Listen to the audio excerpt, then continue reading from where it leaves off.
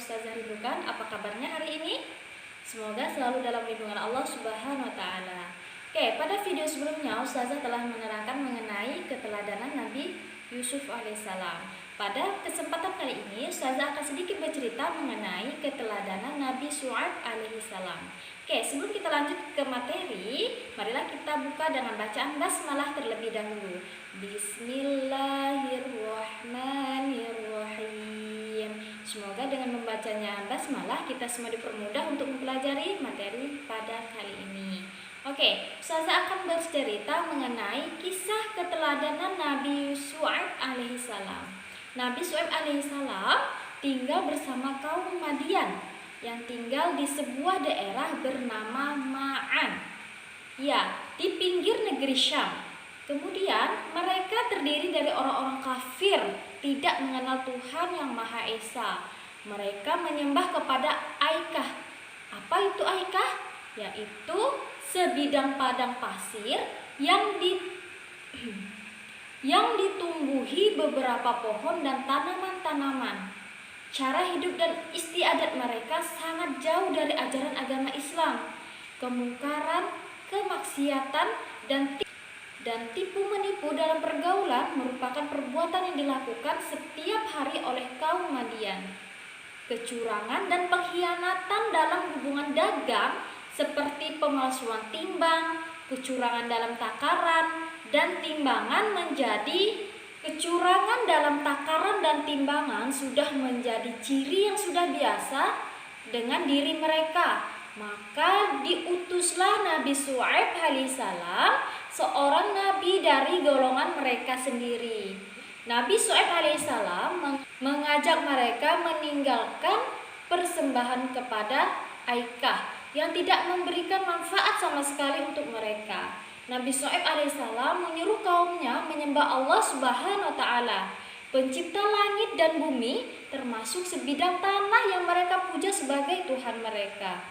Nabi Syuaib alaihissalam juga mengajak kaumnya agar berlaku adil dan jujur terhadap diri sendiri, terutama terhadap orang lain, meninggalkan perilaku khianat, kezaliman, serta perbuatan curang dalam hubungan dagang, perampasan hak milik seseorang, dan penindasan terhadap orang-orang yang lemah dan miskin. Nabi Syuaib alaihissalam mengingatkan bagaimana siksa dan azab yang diturunkan oleh Allah terhadap kaum Nuh, kaum Hud, kaum Saleh, dan kaum Lut karena telah mengingkari perintah Allah Subhanahu wa taala untuk menyembah dan beribadah hanya kepadanya, ya.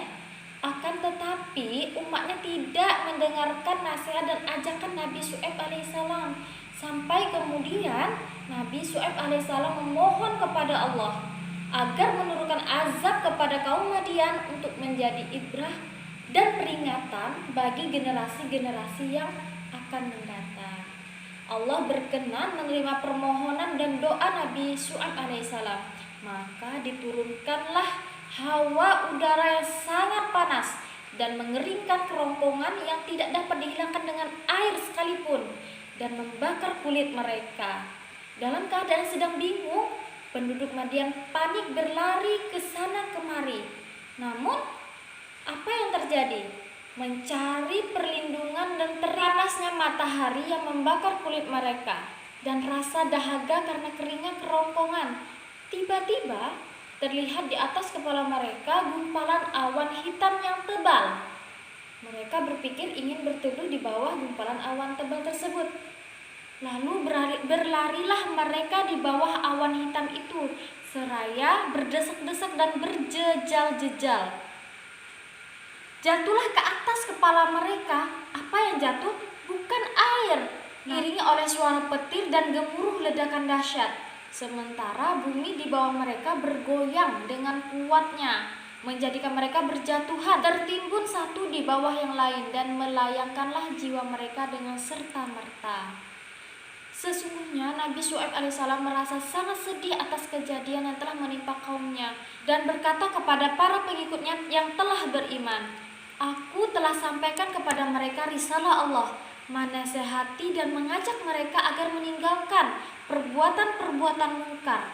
Aku telah memperingatkan mereka akan datangnya siksaan Allah bila kebenaran Dari kisah Nabi Syuaib alaihissalam ada beberapa pelajaran yang dapat kita ambil. Yang pertama adalah perintah untuk membiasakan berperilaku jujur. Jujur dalam berbicara artinya apa? Tidak suka berbohong. Semoga suri solihah semua yang ada di rumah tidak suka berkata bohong ya. Jujur dalam tindakan artinya apa? Tidak melakukan penipuan saat berdagang, tidak mengurangi timbangan, dan tidak pula melakukan kecurangan.